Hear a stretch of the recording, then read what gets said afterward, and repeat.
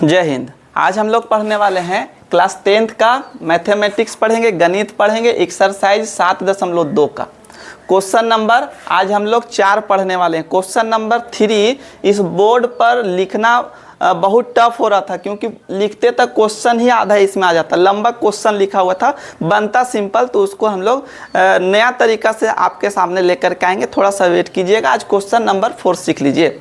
चलिए question number 4 सीखते हैं। अब बढ़िया से समझते हैं कि बनेगा कैसे, क्वेश्चन कहता क्या है। अगर आपको क्वेश्चन समझ में आ जाएगा तो आप आंसर उसका बना सकते हैं। दिक्कत यही है कि क्वेश्चन समझ में नहीं आता। सबसे पहले क्वेश्चन समझने का प्रयास कीजिए। देखिए क्या कहता है, बिंदुओं -3 10 तथा 6 -8 को जोड़ने वाले रेखाखंड को बिंदु -1 6 किस अनुपात में विभाजित करेगा। देखिए 2 बिंदु दिया, एक यहाँ पर एक यहाँ पर, और एक इसको बीच में जोड़ रहा है। जोड़ रहा का मतलब देखिए यहाँ पर कट गया, तो ये बिंदु आया और इसको क्या किया, जोड़ दिया, तब पॉइंट नंबर हम लोग सी बना दिए। देखिए यहाँ पर क्या किए, माना कि ए, देखिए अगर यहाँ पर ए बी सी मान करके पहले से क्वेश्चन देता था हम लोग नहीं मानते, लेकिन नहीं दिया इसलिए माना कि ए का पॉइंट -3 10 और बी का 6 -8 और सी का -1 और 6, तो इसको जोड़ दिया। अब कहता है कि इसको किस अनुपात में विभाजित करेगा। तो ये वाला m1 होता है और ये वाला m2 होता है। कहता किस अनुपात में विभाजित करेगा, मतलब इधर वाला जो कटिंग, मान लीजिए यहाँ कटिंग कर दिया, इधर कितना बचेगा और इधर कितना बचेगा, तो m1 और m2 का मान आपको ज्ञात करके लाना है। तो देखिए हम x लेकर के चलते हैं, x से ही आ जाएगा, y लेकर के चलिएगा तो फिर वही सेम मान आ जाएगा। अभी समझेंगे हम लोग। देखिए विभाजन सूत्र से चलेंगे, निकालना m1 अनुपात m2 निकाल करके हम लोग को दिखाना कि इस अनुपात में विभाजित करेगा। तो x देखिए ये वाला x1, ये वाला y1, ये वाला x2, ये वाला y2 और ये वाला x और ये y होता है। इससे पीछे वाला क्वेश्चन में हम लोग देख चुके हैं, क्वेश्चन नंबर 2 में, है कि नहीं। तो ये हो जाएगा। अब यहाँ देखिए x, तो x का मान कितना -1, तो इसके जगह पर हम लोग लिखेंगे -1। समझ में आ गया।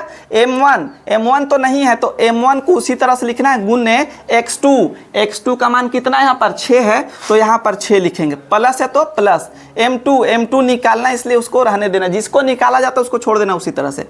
और x1 सॉरी ये हाँ x1, देखिए x1 के जगह पर -3 है, तो यहाँ पर लिखेंगे -3, ये गुना हो जाएगा, और बट्टा में लिखेंगे यहाँ पर m1 प्लस क्या हो जाएगा, m2 हो जाएगा। क्लियर। अब काम क्या करेंगे, इसको उसी तरह से रहने दीजिए, -1।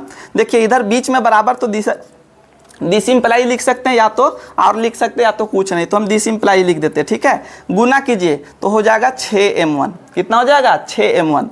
देखिए प्लस और माइनस और 3 को m2 से गुना कीजिएगा तो 3m2 हो जाएगा। अब सोचते हैं कैसे गुना किया जाता है, इसके सामने कुछ नहीं होता तो 1, तो 6 कम 6 m1 लगा दीजिए। इसके सामने कुछ नहीं होता तो 1, तो 3 कम 3 और m2 लगा दीजिए, और बट्टा में लिखेंगे यहाँ पर m1 प्लस क्या हो जाएगा, m2 हो जाएगा।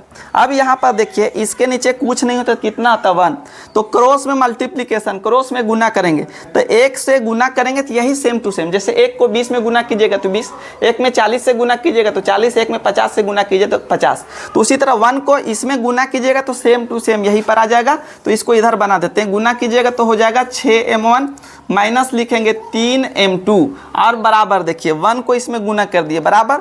अब -1 को इसमें गुना करना है, -1 को इसमें गुना करेंगे तो -1 को गुना कीजिएगा तो माइनस में, जो प्लस में रहेगा वो माइनस में हो जाएगा, जो माइनस में रहेगा प्लस में हो जाएगा, तो प्लस में है तो यहाँ पर लिखेंगे -m1, ये भी प्लस में है तो यहाँ पर लिखेंगे -m2 लिखेंगे। क्लियर।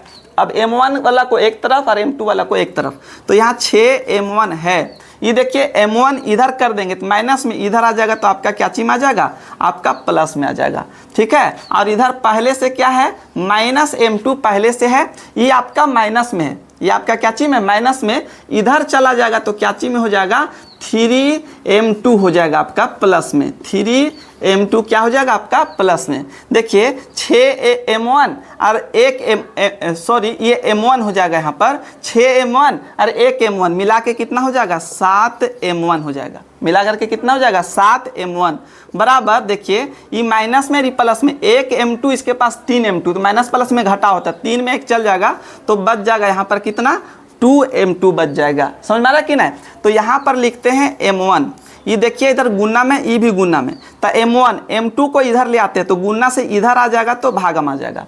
और बराबर यहाँ पर कितना है 2। इस 7 गुना में इधर आ जाएगा तो आपको भागा में लेकर के आना पड़ेगा, क्योंकि भागा में आ जाता है। तो इसको हम लोग लिख सकते हैं m1 अनुपात यहाँ पर m2 बराबर इसको लिख सकते हैं 2:7 और ये हो जाएगा आपका आंसर।